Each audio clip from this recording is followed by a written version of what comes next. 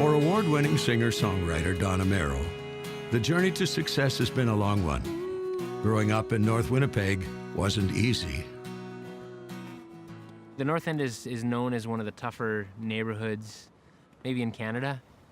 When I was growing up, there was this gang in the North End that everybody knew about, and they asked me if I wanted to get involved, and the initiation was either going to steal a car or beating somebody up. And both of those seemed like not things that I wanted to do at any time in my life. And I think I remember specifically turning around and running after they had asked me, because I thought, this is, I literally ran away from that decision. By the time Don was 12, family life changed drastically.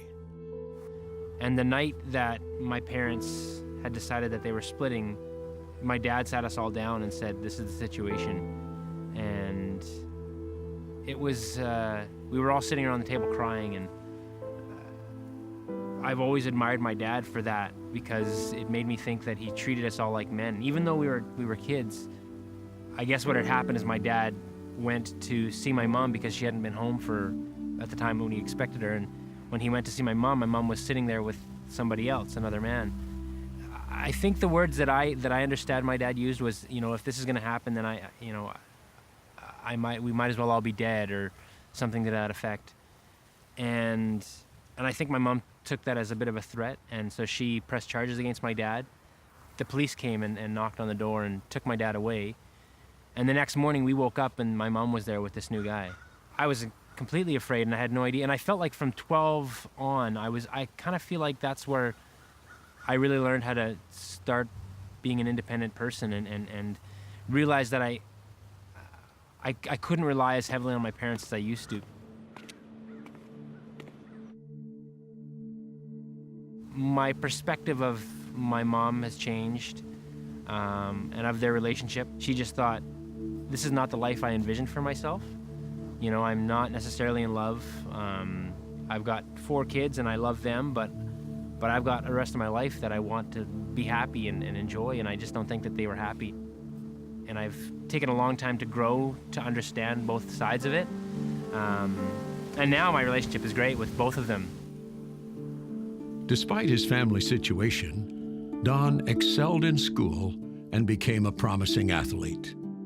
I really was serious about becoming a football player. I would work out twice a day, 6 days a week, and it got to the point where I was sure this is what I was going to do. It was his high school dance teacher who challenged Don and some of his football teammates into trying something new.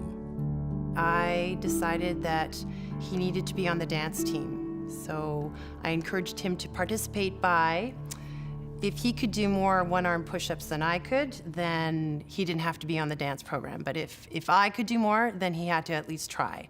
So needless to say, he ended up being on the dance team.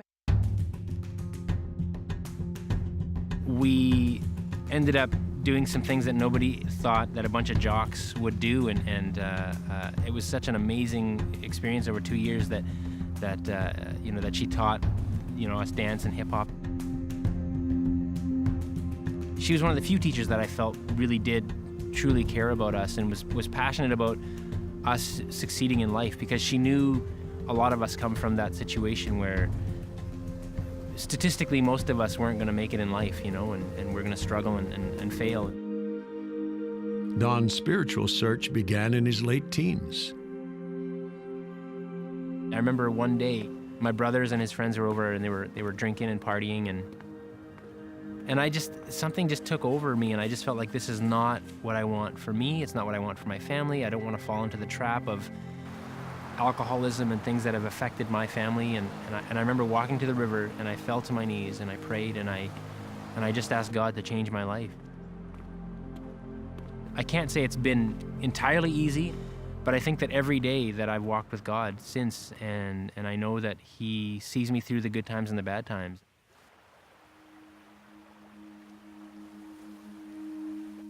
A few years later, Don met Pam. He came into the cafe I was working at with my sister, and he started working there, and we got to know him a little bit more, and we thought, well, he's a nice guy, but he's kind of naive.